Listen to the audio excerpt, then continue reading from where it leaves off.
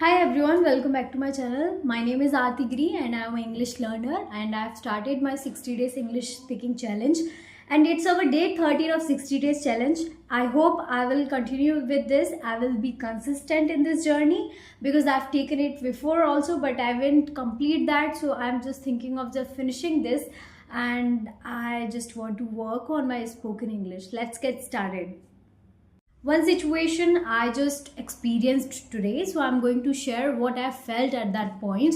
So sometimes when someone is going to question you like something very basic question, but still you have thoughts related to that, but when it comes to speaking on that, what happens, my mind goes blank, and there are lots of lack of words in my head that I don't have specific word to share my feeling, like what I'm feeling and how to express myself. I feel, there is a lack of words and vocabulary in my mind, and I just try to repeat same words again and again, and that makes my spoken English less versatile, or I can say less attractive. And that is what I've realized, that I got literally very nervous, and I have that kind of feeling that that I can go through that and I can survive through that, but still there are lots of things which have went and which have happened with me, and I'm going to share with you. So when someone was asking me question what was happening, I used to forget that question, like what was the question, when I've started answering that question, but almost for 60 seconds or 30 seconds later I just forgot what was the question. And how should I now explain the situation further, because I don't have any idea that what was the question. If I'll ask in between that, I just forgot what was the question and I'm just answering that question, it's going to be very funny and embarrassing at the same time. So I thought, I will not ask that question again. I'll stop answering and I will give another person that chance that she or he can ask me another question. And that's what I've realized. I don't know whether it was the right choice of mine or not. I've taken right decision or not, but there were two options on me. Like for example, I can just interrupt in between. Like I forgot while answering that, what was the question. I should have asked that person that what was the question, please tell me, I forgot.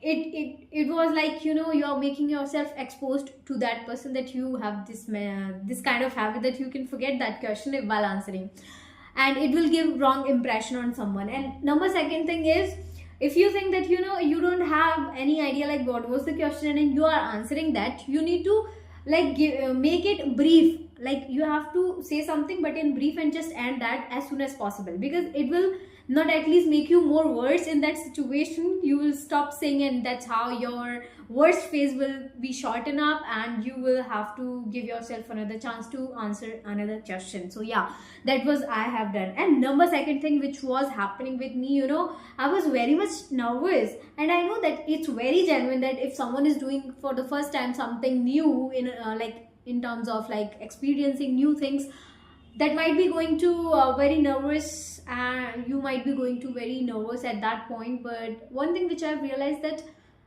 yeah, that confidence plays a great role at that place. So what happens, when sometimes someone is questioning me, answering me, or just explaining their situation, or I am trying to convey my thoughts to that person, what happens, I just do some kind of blunders in between, and that feels like, I have not that much matured opinion on something, and I'm just making fun of something. And that's what I've realized, and I need to work on that, this aspect of my thinking, because sometimes before doing overthinking, I need to work on my overall perspective, what I have felt, and I need to change that perspective of mine, that opinion on mine, that what I feel about myself, that's going to be very useful for me. Because what I've realized in those 20 minutes, that's going to change my further journey, because I've got this experience that I got scared, kind of nervous while speaking, and that is going to be my new goal, that I have to work on my nervousness.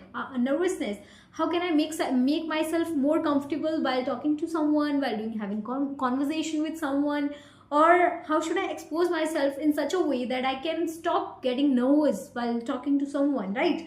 And I need to expose myself as much as I can, because it's going to help me a lot, like dealing with the nervousness. I know that it will happen every time. It will happen when you are going to do something which you are like very curious to do. You might be feeling of nervous at the same time. So it's kind of mixed feeling which always you feel. But yeah, there are lots of ways you can deal with the nervousness at that point of situation. So I have to learn those examples of situation, like in what situation I have to deal myself. And most importantly, just take a deep breath. That's going to help you a lot. And just take that name which gives you that boost in your journey. Like for example, for me, my image of my parents gives me that motivation that, you know, you just go, you just don't stop, because your story needs to be listened by lots of people. So you just have to get that motivation somehow. Or you can say Radhe Radhe in your heart, and you can just remember the picture of Radharani and Krishna Bhagwan, and whatever you have that image in your head, you can just remember them and just motivate yourself at in 1 second that, you know, why you started something. You don't have to forget that thing, and you need to just keep going. You can't stop in between. If something is very challenging, it's going to be hurdle in your life. Just don't think like this. Just think that, you know, this is the hurdle which is going to be a part of my journey, and I have to learn how to handle this thing and how to deal with this situation. And it's going to be very experiencing thing, and it's going to give you kind of experience that you will remember always in your life. Further, whenever you will be doing something great in your life, these small experiences will give you that boost. You can do anything big, like more than that. So yeah, it's very important. So next thing which I've realized is, you know, I have a kind of mindset which is stopping me from giving my 200% into something. That is, I feel sometimes, you know, I have not that much experience. That's why I'm naive into this. Whatever I'm doing, I'm naive. I don't need to think about myself that I'm naive. Why do I have to think like this? Because I need to work on this perspective of mine, that why do I think myself that, you know, I'm naive, I don't have knowledge about something, I can't express myself openly, because if I'll do it, it might going to be words. And that's what I think about myself, that, you know, when I'm going to give my opinion on something, it's going to affect others' life somehow. Because if I'll give that wrong opinion of mine, it might give me wrong, like give different approach to my thought. And sometimes what you are saying, people can't understand that, and they will take it otherwise, and it's going to be worse. So yeah, I need to be more sensitive while saying something, and I need to be more thoughtful while saying something, because whatever I'm saying, it's going to reach to lots of people, and I have to be more conscious while speaking, and that's very important. And conscious in not in that sense that I need to be more nervous. No, conscious in that sense that whatever I'm speaking, it should be very true, it should be authentic, it should be from your experiences, it should not be fake, it should be live example like of your life. And that's how you have to express yourself, so that you can show and you can lively present that thought in anyone's, okay, in front of anyone.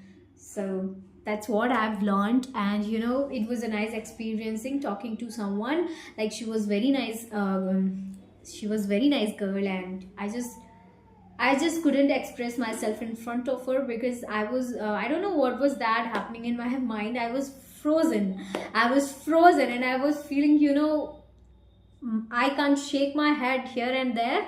I can see here and there, because I was feeling, you know, I have to sit like this only, and I can't see this or this any side.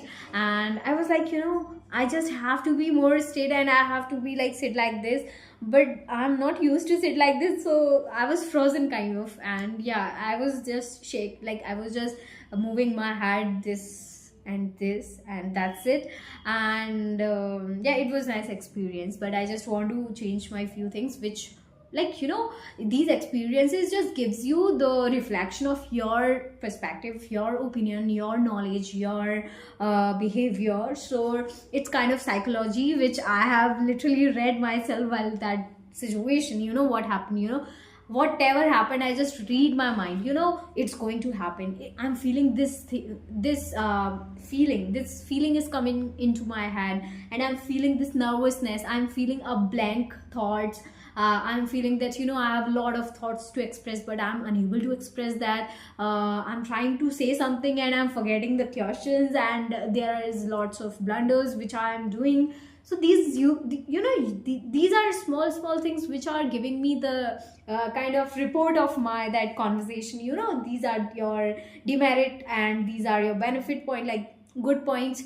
So that's how I'm learning more about myself. So sometimes I always say that uh, start reading yourself, start getting more be more familiar with yourself. More than that, you need to just start realizing that what you are feeling and why are you feeling that, how can you handle that feeling, how can you deal with that feeling. So these small thoughts which you are thinking about yourself, what are the perspective of yours about yourself, that is also matters the most in the world, because it's going to shape your future, it's going to shape your overall personality in front of others. And that's what kind of we call that vibe, what vibe is coming out of you. And if you are a very positive person, you will be more kind of positive vibe kind of person, and you will be attracting more people who are more positive than you. And that's how you will be doing great while having conversation, while having